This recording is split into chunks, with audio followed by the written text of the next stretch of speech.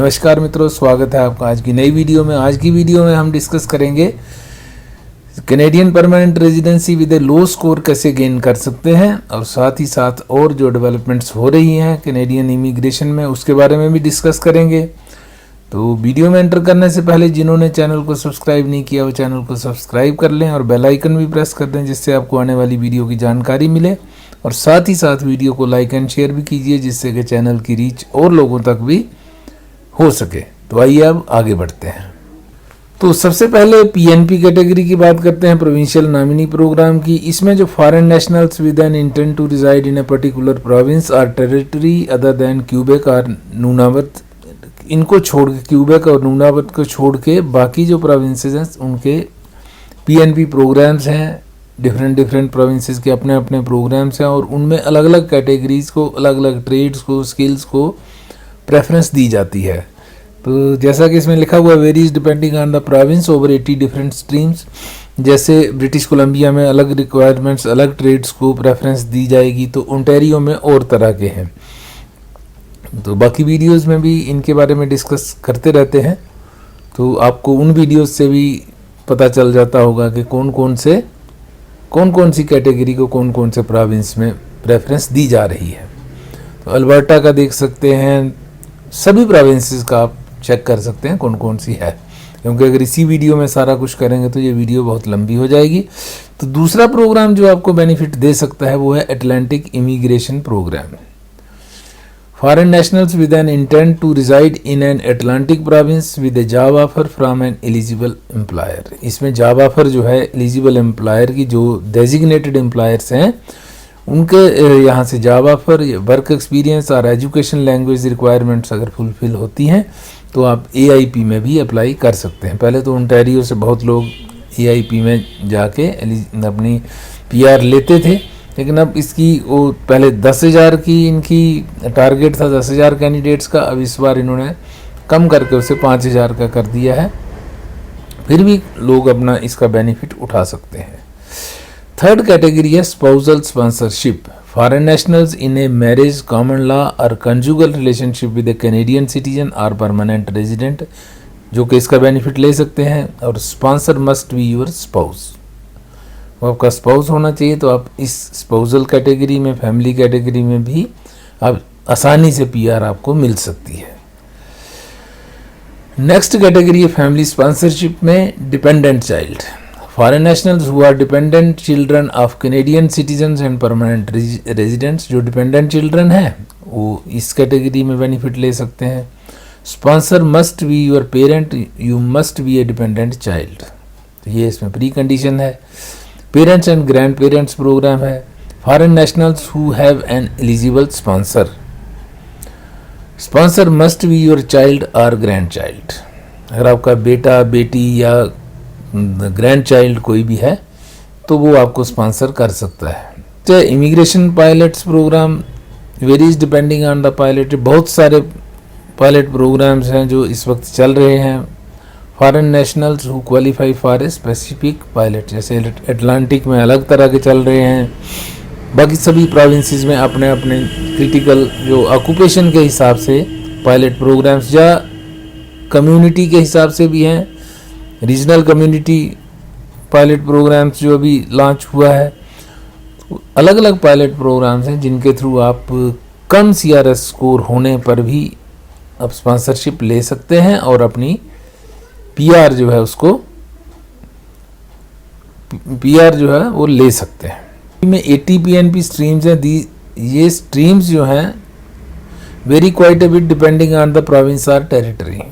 तो इसमें age, education, language proficiency, job offer, occupation, licensing, certification for your occupation, settlement funds, ties to the province and work experience, ये factors के ऊपर आपकी PNP के points decide होते हैं और आपको पीएनपी आप ले सकते हैं डिपेंडिंग ऑन कि आप कौन से प्रोविंस में, वहाँ की क्या रिक्वायरमेंट है, वहाँ कौन सी कैटेगरी में आप फिट बैठते हैं।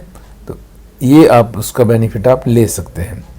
नेक्स्ट अटलांटिक इमिग्रेशन प्रोग्राम है। इसमें अटलांटिक प्रोविंसेस हैं new Brunswick, new फाउंडलैंड and Labrador, Nova Scotia and Prince Edward island.